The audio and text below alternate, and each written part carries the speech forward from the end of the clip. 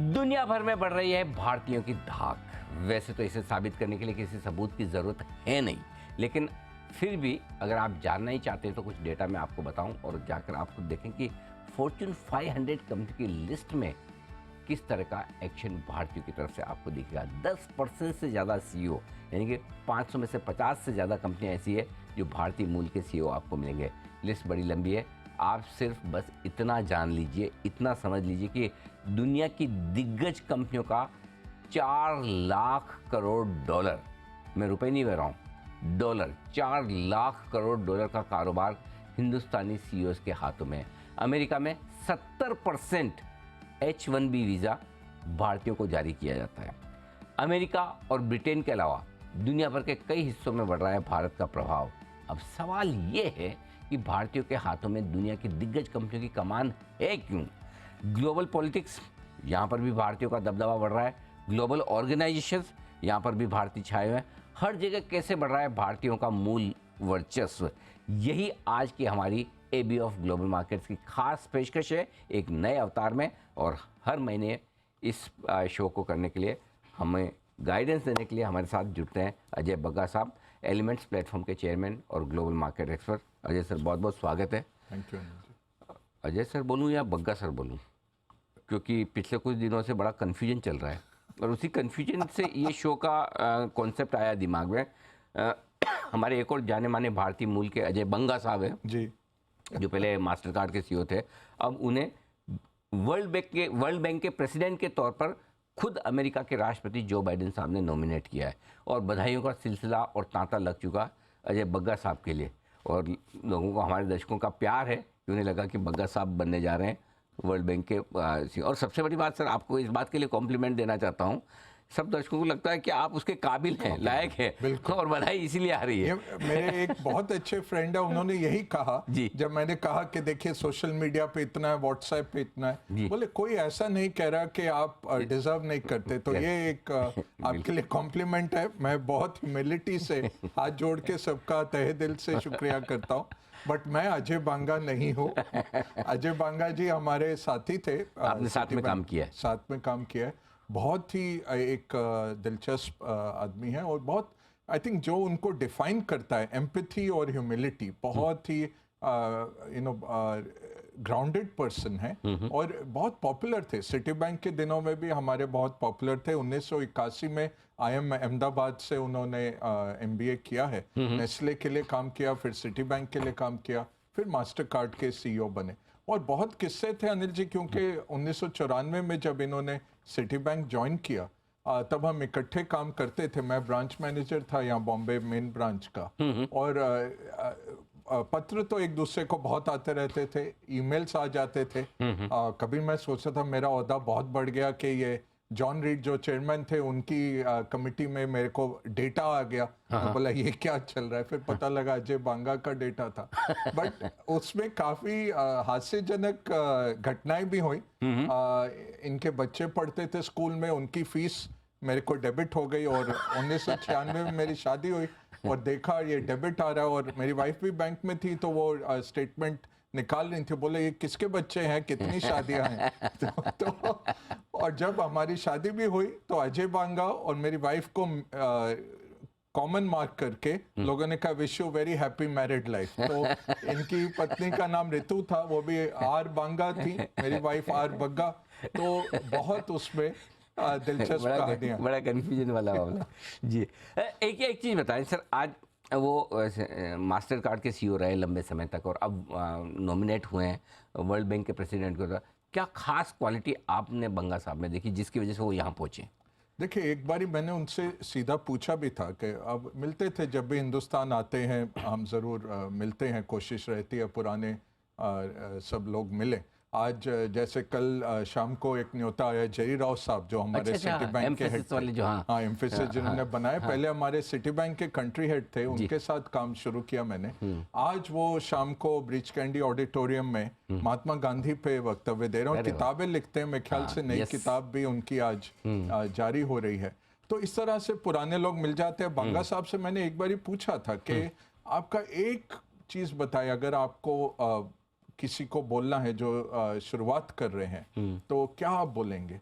कहते हैं अगर सीईओ बनना है तो ये वर्क लाइफ बैलेंस, ये जो वॉक सब बोलते हैं, ये चीज़ें, इसको थोड़ा किनारे रखना पड़ेगा। कि मैंने अच्छा। एक वीकेंड नहीं मिस किया मैं। और इसका जो सीक्रेट क्या है, काम को ही अपना पैशन बना लो, कि काम से ही इतना प्यार हो जाए कि लगे ही नहीं काम है, और फिर आप 24 घंटे उसी में लगे हुए हैं। ये नहीं है कि फैमिली को आप नज़रअंदाज कर रहे हैं, उनको क्वालिटी टाइम दीजिए, बट अगर आपको टॉप पे पहुंचना है तो काम तो करना पड़ेगा और उस काम से लगाव रखना तो पड़ेगा। क्या सर ये दुनिया भर में जो भारतीय छाए हुए हैं विदेशी कंपनियों के, फॉर्च्यून 500 कंपनियों के एकदम टॉप पोस्ट पे बैठे हैं, स्पेशली टॉप 10 कंपनियों में, क्या ये एक बड़ी क्वालिटी है भारतीयों की कि मेहनत करने से घबराते नहीं हैं और ज़रूरत पड़ने पर अपना पर्सनल समय भी ऑर्गेनाइजेशन के लिए देते हैं? क्या ये एक बड़ी क्वालिटी जो हमें दूसरों से अलग करती है? बहुत सारे, देखिए मैं भी ये नंबर्स कल देख रहा था आपके इस शो के लिए प्रिपेयर करने के लिए। 8 से 10 लोगों को मैं पर्सनली जानता हूँ और सबको मैंने देखा बहुत हार्ड वर्किंग है, बहुत ज़बरदस्त हार्ड वर्किंग। अब अंशु जैन जो अभी नहीं रहे, डॉइच बैंक के ग्लोबल हेड थे, उनको बहुत नज़दीक से देखा मैंने। अच्छा। और पहले भी एक बार मुझे याद है लंदन में था मैं जब फंड चलाता था, और उनका लड़का कोचिंग करता था लॉर्ड्स में, तो एक निजी दोस्त थे साथ में, एक फाइनेंशियल सर्कल तो बहुत छोटे हैं, तो एक आधा दिन बिताने को मिला था उनके साथ जब उनके लड़का कोचिंग कर रहा था। यही दिखा कि ऑलवेज ऑन है, उनका स्विच ऑलवेज ऑन है। और ये सत्य नडेला ने जो अपनी किताब लिखी अनिल जी, बहुत अच्छा उसमें कोट बोला, वो गांधी जी का कोट बोलते हैं, मुझे पता नहीं गांधी जी का है कि सत्य नडेला का है, बट कोट मुझे बहुत पसंद आया। Live life as if it is the last day oh. And learn in life as if you are infinitely going to live. कि हर वक्त सीखते रहिए और काम ऐसा करिए अर्जेंसी के साथ। एक और मुझे याद आ रहे थे, अशोक दत्त थे हमारे, जिन्होंने क्रेडिट कार्ड बिजनेस, और भारत में इतना बड़ा 50% सिटी बैंक का मार्केट शेयर था जब अशोक दत्त चलाते थे। कल सिटी बैंक का कंज्यूमर बिजनेस बिक गया। हम सब बहुत इमोशनल थे जिन्होंने अपनी बारी शुरुआत की थी। जय राव से भी मैं बात कर रहा था रात में। तो अशोक दत्त जो कहते थे कि अर्जेंसी से काम करो, ये टाइम नहीं है हमारे पास। और भारत, वो अमेरिका छोड़ के आए थे, केमिकल इंजीनियर थे, फिर अमेरिका में एमएस करके आए, और 1980 में भारत लौट के आए थे, और फिर उन्होंने जय राव के साथ शुरुआत की इसकी। राणा तलवार आए लौट के सऊदी अरेबिया से। अब देखिए जिस तरह से इन लोगों ने उस टाइम पे हमें सिखाया कि एक तो एजुकेशन तो तय है अनिल जी, एजुकेशन तो सब बहुत माहिर हैं। आप सत्य नडेला देखिए, सुंदर पिचाई देखिए, कोई भी देखिए, सब टॉप क्लास एजुकेशन वाले हैं। और ये भारतीय मूल के लोग, अगर आप देखें 79% अमेरिका में ग्रेजुएट हैं, आम अमेरिकन 40% है। और तनख्वाह हमारी इसलिए 2x है। आम अमेरिकन की तनख्वाह $60,000 है, भारतीय की $130,000 है अमेरिका में, क्योंकि ज्यादा पढ़ते हैं, ज्यादा काम करते हैं, और ये अर्जेंसी जो सिखाई, ये बहुत। अच्छा, एक और चीज़ सर, क्या हमारा एजुकेशन सिस्टम और हमारी फैमिली में जो मॉरल वैल्यूज़ हमें सिखाई जाती है, आमतौर पर जो फैमिली वाली फीलिंग बाहर के पश्चिमी देशों में कम है, राइट? वो बच्चों को इंडिपेंडेंट करना ये ज़्यादा जानते समझते हैं। हमारे यहाँ थोड़ा HUF, फिर खुद की फैमिली जॉइंट हो, ये सारे जो प्लस जो वैल्यूज़ है, क्या ये भी कहीं न कहीं डिफ्रेंशिएट करती है आगे बढ़ने के लिए? मैं आपको एक स्मॉल एग्जांपल दूंगा, कोई ये ना सोचे मैं रेसिस्ट हो रहा हूँ या किसी देश के बारे में बोल रहा हूँ। मैंने 24/7 पहला फ़ोन बैंकिंग सेंटर की टीम में मैं था। मैंने कहूँगा मैंने लगाया, मैं एक बड़ा हिस्सा था और मेरे लीडर थे। मैं गया सिंगापुर अनिल जी, जर्मनी गया, ऑस्ट्रेलिया गया, उनको सिखाने के भारत जैसे देश में कैसे लगाया। 100 फ़ोन लाने ही बहुत मुश्किल होते थे, 100 लाइंस आ जाने। और उस वक्त में हमने सिटी फ़ोन बैंकिंग बनाई। सिंगापुर में जो जिनको मैं ट्रेनिंग दे रहा था, मतलब किसी का कार्ड गुम गया, आप क्या करेंगे? बोले कार्ड नंबर चाहिए। बोला लोग कार्ड नंबर लिख के रखते नहीं है, आपको नाम से देखना है। नहीं, मैनुअल ये नहीं कहती, कैन नॉट डू ला, खत्म। भारत में आप हैं सर, आपको नाम याद है, हर तरह का हम सीक्वेंस करके उसका कार्ड पहले बंद करेंगे। जर्मनी में गए, यूनियन ने आके कहा सैटरडे संडे हम काम नहीं करेंगे। अच्छा। तो 24/7 आप कैसे चलाएंगे? वो हमने हंगरी में फिर आउटसोर्स किया, वहाँ से जर्मन कॉल्स होती थी। ऑस्ट्रेलिया में गए, आप मीटिंग नहीं रख सकते 2:30 बजे फ्राइडे के बाद। अच्छा। क्योंकि सब ऑफिस में खुल जाते हैं बियर कैंस। अच्छा। और सबको सब हेड कर रहे हैं और अच्छी तरह से वो एंजॉय करेंगे वीकेंड। अब ये एक तरह से भी अच्छा है, मैं रेसिस्ट नहीं बन रहा हूँ, करेक्ट। बट जो भारतीय मूल के लोग हैं, और ऐसा ही हुआ, मैं न्यूयॉर्क में काम कर रहा था तो किसी को मैंने बोला, एक इंटर्न ही थी, मैंने बोला वो फोन बज रहा है ले लीजिए, if you are so concern pick it up yourself. अरे बाप रे। तो ये बहुत, जो हमारा अथॉरिटी है, जो हम हायरार्की है, हलीमियत जो है हमारे में, वो बहुत हेल्प करती है कंपनीज में। इसके साथ हमारी फ्लेक्सिबिलिटी है। तो जिंदगी में मैंने किसी को नहीं बोला, मैं खुद ही जाके फोन उठाता था, सीख लिया एक ही बारी में जी। तो ये हमारा कल्चरल एजिलिटी मैं कहूँगा। एजुकेशन तो है, दिमाग तो है ही, हार्डवर्क भी है, बट कल्चरल एजिलिटी के हम रिस्पेक्ट भी देते हैं, बट हम रेजिलियंट भी हैं, हम अडेप्टेबल भी हैं। ये एजिलिटी जो है, ये भारतीय मूल के लोगों को आगे बढ़ा रही है। पॉलिटिक्स में हो, एजुकेशन भी, अनिल जी 106 लोग थे मेरे बैच में जब हम 1990 में XLRI से पढ़ के आए। अब 6 डीन बने हुए हैं अमेरिकन यूनिवर्सिटीज के। अच्छा। यहाँ ISB हैदराबाद में भी हमारे बैचमेट हैं हेड। तो ये हार्वर्ड से लेके कहाँ कहाँ भारतीय मूल के लोग हेड बने हुए यूनिवर्सिटीज के, MBA प्रोग्राम्स के। Education, doctors, engineers. नासा का जब अभी लेटेस्ट हुआ, बाइडेन ने बोला, तो स्वाति मोहन करके थी भारतीय मूल की, जो एक बच्चे के तौर पे अमेरिका गई थी। और अब देखिए तो 1.6 मिलियन है वीजा वाले, 1.4 हैं जो सिटीजन बन चुके हैं, और 1 मिलियन और हैं, 10 लाख ऐसे हैं जो second third generation Indian American हो गए।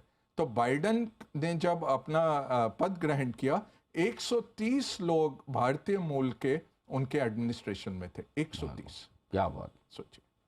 अच्छा सर, एक चीज़ और, ये तो बात हुई उन लोगों की जो जॉब्स में आगे बढ़े और एकदम टॉप पर पहुंचे, ठीक है। कई सारे ऐसे एग्जांपल्स हैं, और स्पेशली सिलिकॉन वैली में, अमेरिका में जो पूरा IT हब है, जो मैं डेटा देख रहा था, 25% से ज़्यादा स्टार्टअप्स जो हैं वो भारतीय मूल के लोगों के हैं। तो ऐसा नहीं कि खाली जॉब करने में, नौकरी करने में आगे हैं, एंटरप्रेन्योरशिप में भी आगे हैं। तो एंटरप्रेन्योरशिप जो विदेशों में जाकर या हमारे यहाँ स्टार्टअप्स की जो हो रही है, उसके पीछे क्या कारण आप समझते हैं? देखिए, एक तो मैं कहूँगा जॉब में भी एंटरप्रेन्योरशिप होती है अनिल जी। अब आप देखिए, मैंने आपको बहुत गहराई से देखा है पिछले 7-8 साल, तो बहुत ही आप जिस तरह से रीइन्वेंट करते रहते हैं अपने आप को, तो कंपनियों के बीच में ही उसको इंट्राप्रेन्योरशिप कहते हैं कि भाई कंपनी के बीच में ही हम करते हैं।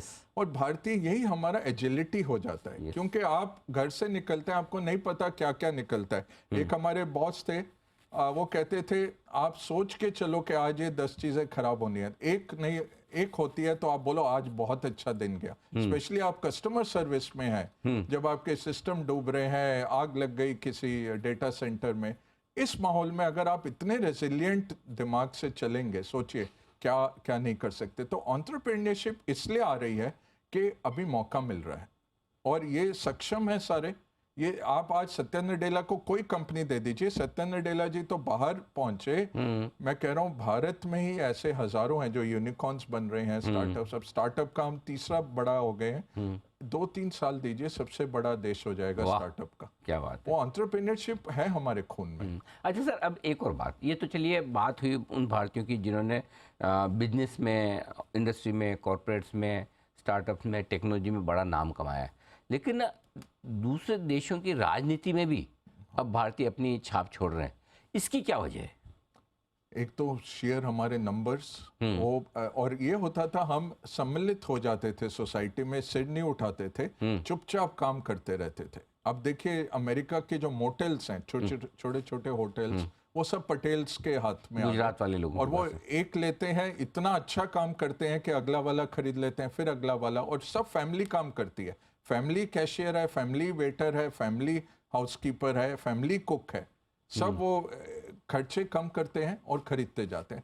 वही अब हो रहा है पॉलिटिक्स में। तो क्या हुआ, अमेरिका में सिर्फ एक था, 540 में से एक थे, ये अमी बेरा करके 2012 में।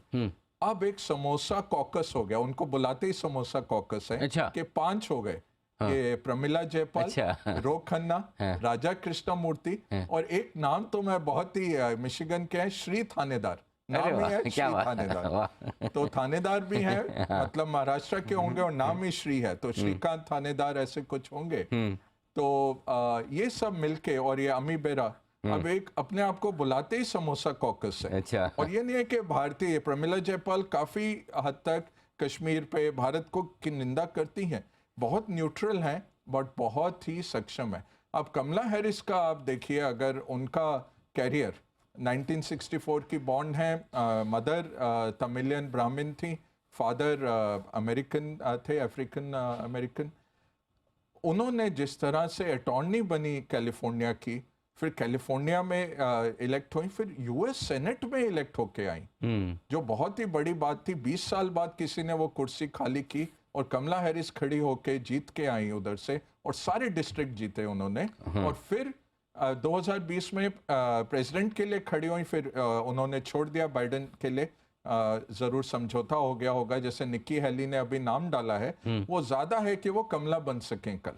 वो ये नहीं है कि निक्की हेली खुद ज्यादा खड़ी होंगी, बट किसी के साथ वो टीम बना लेंगी। तो कमला हैरिस टीम बना के आ गई।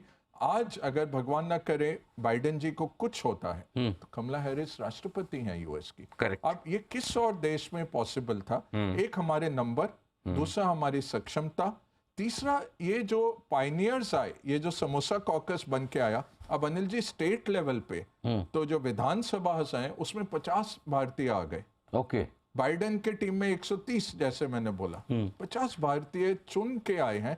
बॉबी जिंदल तो थे ही, लुइसियाना के गवर्नर थे, रो खन्ना है, इस तरह से गवर्नर भी बन के आ रहे हैं। तो हैं हम 1.5-2% ही पॉपुलेशन, फॉरेनर्स में 6% की पॉपुलेशन है, बट अब जो सेकंड थर्ड जनरेशन आ रहे हैं वो अमेरिकन ही है, भारतीय मूल के हैं बट है अमेरिकन। और वो जो फैमिली वैल्यूज मिल रही है, एजिलिटी मिल रही है, उससे बहुत अच्छा कर रहे हैं। और ये हमारा इधर ही नहीं, यूके में भी है। ऋषि सुनक साहब ऋषि सुनक है, प्रीति पटेल है, बहुत सारे ऐसे हैं। 25-30 एमपी हैं जो भारतीय मूल के हैं। कनाडा देख लीजिए, कनाडा तो भरा ही पड़ा है। डिफेंस मिनिस्टर भी हर वक्त भारतीय, अब वो ट्रेडिशन हो गया है, पंजाबी कैनेडियन डिफेंस मिनिस्टर बनते हैं। अच्छा, वहाँ ये ट्रेंड ही चल रहा है, ट्रेंड हो गया है।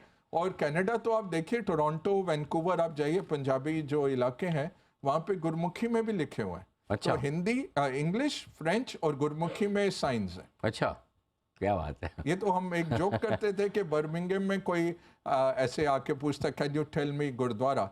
तो फिर किसी इंडियन ने बोला उसको, भाई यहाँ से जाइए, can you tell me this town hall? तो फिर एक सरदार जी आके कहते हैं, भाई इसको ये क्या पूछ रहा था?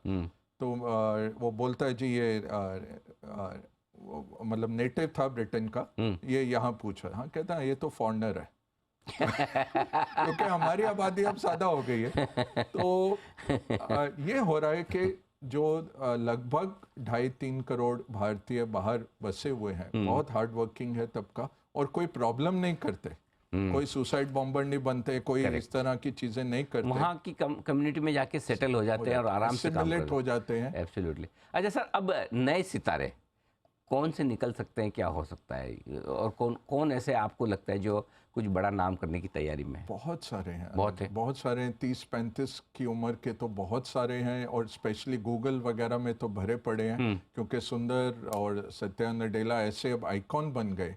सुंदर पिचाई स्पेशली, जिन्होंने ये पूरा आपका गूगल क्रोम में बनाया। सत्या नडेला ने पूरा ये क्लाउड का जो बनाया, सत्या ने बनाया।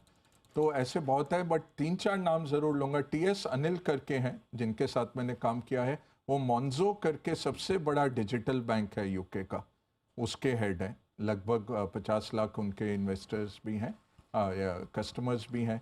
TR रामाचंद्रन है, वीज़ा के साउथ एशिया के हेड हैं। अब आप सोचिए, मेरे 4 लोग जिनके साथ काम किया हुआ है वो भारतीय बैंक्स के हेड हैं। वैद्यनाथन हो गए IDFC, सिटी बैंक के हैं, Shyam Srinivasan federal bank, DCB के MN मुरली, और DBS बैंक के सेन गुप्ता, सुरजीत सेन गुप्ता। अभी शांतनु मित्रा इसके हेड हैं, अपना तेमासेक के, फुलरटन के। वो उस दिन मिले थे, बोले मैं 4 कंपनियों का CEO हूँ अभी, क्योंकि वो सुमिटोमो ने खरीद लिया और वो जापानी इतना खुश हो जाते हैं भारतीय मूल। मैंने हिटाची में काम किया था जब ओपीसी में था, मैं हिटाची के साथ था। वो इतने खुश हो जाते हैं भारतीयों को देख के कि उनको अभी 4 चेयरमैनशिप दे दी हैं। तो बहुत सारे ऐसे लोग हैं अनिल जी, स्पेशली सॉफ्टवेयर में और बैंकिंग में, एजुकेशन में बहुत है। अच्छा सर, अब ये बताएं कि जो लोग हमारा शो देख रहे हैं, स्पेशली यूथ, जो नई जनरेशन है, जिनके सामने पूरा लंबा करियर अभी भी पड़ा है, उनके लिए क्या लर्निंग्स है, क्या लेसन है, वो समझाइए। बहुत सुनहरा भविष्य है, इसको गवाए नहीं, काम करना चाहिए और अर्जेंसी से काम करिए। और टाइम नहीं है, किसी के पास टाइम नहीं है। प्रोक्रेस्टिनेशन बिल्कुल मत करिए, कल को मत टालिए। जो काम अभी हो सकता है अभी करिए, आज हो सकता है आज करिए। और जितनी आप अपना स्किल्स बढ़ा सकते हैं, लर्निंग बढ़ा सकते हैं, एजुकेशन ज़रूर लीजिए। जो मुझे मिलता है, सब कहते हैं मैं स्टार्टअप कर रहा हूँ, स्टार्टअप बहुत अच्छा है, बट एक MBA ज़रूर कर डालो, चाहे शाम को ही कर डालो, क्योंकि वो जो आपको फॉर्मल लर्निंग आएगी, 40 तरह की चीज़ें आपको। आप जैसे CA है अनिल जी, CA में आप बहुत डीप जाते हैं फाइनेंस में, बट उनका प्रेजेंटेशन स्किल्स इतना अच्छा नहीं है। MBA क्या है, इतना डीप नहीं जाते, बट वाइड हो जाता है। और प्रेजेंटेशन, क्योंकि आपको 200-300 प्रेजेंटेशन ऐसे खतरनाक अपने क्लास में करना पड़ता है कि वो रगड़ाई होके, तो कम्युनिकेशन बहुत इंपॉर्टेंट है। Skill development, communication, urgency, agility. ये दुनिया बहुत बदल रही है, नौकरियां होंगी नहीं, या असाइनमेंट्स आएंगी या प्रोजेक्ट्स आएंगे। लाइफ लॉन्ग एम्प्लॉयमेंट जो हमारे टाइम की थी वो कंपनियां नहीं दे पाएंगी, वो असाइनमेंट या प्रोजेक्ट देंगे। तो फ्रीलांस का दिमाग रखिए, बट लॉयल्टी रखिए लाइफ लॉन्ग एम्प्लॉय की। लॉयल्टी ज़रूर रखिए, क्योंकि वही फ्रेंड काम आएंगे जब आप ऊपर जाते हैं, जो आपके साथ थे। जब नीचे लौट के आना पड़ता है समिट से, वही लोग मिलेंगे और वही आपके साथ रहेंगे। तो वो नेटवर्क बहुत इंपॉर्टेंट है। किसी को रब मत करिए रॉन्ग वे। बुरा मैसेज भी देना है तो बना के रखिए ज़रूर। ये बात सही है। तो बहुत सारी क्वालिटीज़ इंटरेस्टिंग बताई आपने। अर्जेंसी के साथ काम करें, कम्युनिकेशन स्किल्स आपकी बेहतरीन होनी चाहिए, एजिलिटी रखें, और जिनके साथ आप जिन एम्प्लॉयर्स के साथ काम करें उनके साथ लॉयल्टी रखें। और उसके अलावा जो क्वालिटीज़ हैं जो आपने पहले कहा, हार्ड वर्किंग होना ज़रूरी है, और मॉरल और फैमिली वैल्यूज़। बहुत मॉरलिटी बहुत इंपॉर्टेंट है, नहीं तो जेल जाना ही पड़ता है, तो पकड़ा ही जाता है रोज़। तो इस तरह से गलत तरीके से पैसा बनाना मत सोचिए, ठीक तरीके से सोचिए। बहुत ही अपॉर्चुनिटीज़ हैं। हम बहुत लकी थे अनिल जी, हमारी जनरेशन, आप भी 2-3 साल बाद ही मेरे साथ ज्वाइन किए। हमारी जनरेशन, मनमोहन सिंह के बाद जो बिग बैंग रिफॉर्म्स हुए भारत के, हम तो बहुत ही लकी जनरेशन थे। जो मैंने जब सिटी बैंक ज्वाइन किया, 55,000 सालाना सैलरी थी, और वो टॉप सैलरी थी MBA स्कूल्स की डे 1 की। उसके 2-3 साल बाद मैकेंजी वगैरह आए, उन्होंने फिर 4-5 लाख कर दी, और वो सैलरी बढ़ी नहीं 2-3 साल के लिए, क्योंकि लैटिन अमेरिकन क्राइसिस आ गया था। बट उसके बाद जो हमने देखा पिछले 20 साल में, वो that growth, our generation was very lucky. ये जनरेशन बहुत लकी है कि इतना इनोवेशन हो रहा है, एवरीथिंग इज चेंजिंग, अपॉर्चुनिटीज़ बहुत है। कोई भी हार्डवर्क कर ले और दिमाग वाला कोई भी हो, बहुत सक्सेसफुल होने के बहुत सारे आपकी प्रोबेबिलिटी है। बिल्कुल ठीक बात है। तो बहुत कुछ सीखने को है आपके, हमारे सबके लिए, और जो बग्गा साहब ने आज आपको इस special show ABF global market के नए अवतार में बताएं, सिखाएं। आप सब लोग को कैसा शो लगा ये ज़रूर ट्वीट करके बताइए, और प्लस इसी तरह के कोई और मुद्दे पर आप बग्गा साहब को सुनना चाहते हैं या आप चाहते हैं कि हम उस पर शो करें, तो वो भी प्लीज़ लिखिएगा। आई एम श्योर बग्गा साहब, ढेर सारे हमारे देश के युवा जो हैं, उन्हें आपके ये पूरा आज जो आपने गाइडेंस दिया, वो उन्हें बहुत प्रेरित करेगा ज़िंदगी में कहीं न कहीं आगे बढ़ने। और अनिल जी, मैं एक बात ज़रूर कहना चाहूँगा, पूरा इसका श्रेय मैं आपको दूंगा। ये नहीं कि मैं आपके मुंह पे बोल रहा हूँ, क्योंकि मैं 1-2 मिनट बोलना होता है तो ठीक था, मुझे पूरा शो इस पे करना, मैं थोड़ा बौखला गया था जब आपने कहा। बट ये बहुत अच्छी तरह से आपने मेरा हैंड होल्डिंग करके सब पॉइंट्स निकलवा दिए। नहीं सर, हम चाहते हैं कि रोज़ का खरीदना बेचना, बाय सेल, ऊपर नीचे आगे पीछे, ये तो चलता रहेगा। कुछ ज़िंदगी के ऐसे लेसन्स भी हैं जो हमें सीखने चाहिए, और आपसे बढ़िया कौन हो सकता है। तो बहुत बहुत धन्यवाद सर समय देने के लिए। आपने काफ़ी मेहनत भी की इस शो के लिए, काफ़ी तैयारी भी की। Thank you so much sir. इस खास शो में आज के लिए इतना ही। मुझे दीजिए इजाज़त, बने रहिए हमारे साथ। नमस्कार।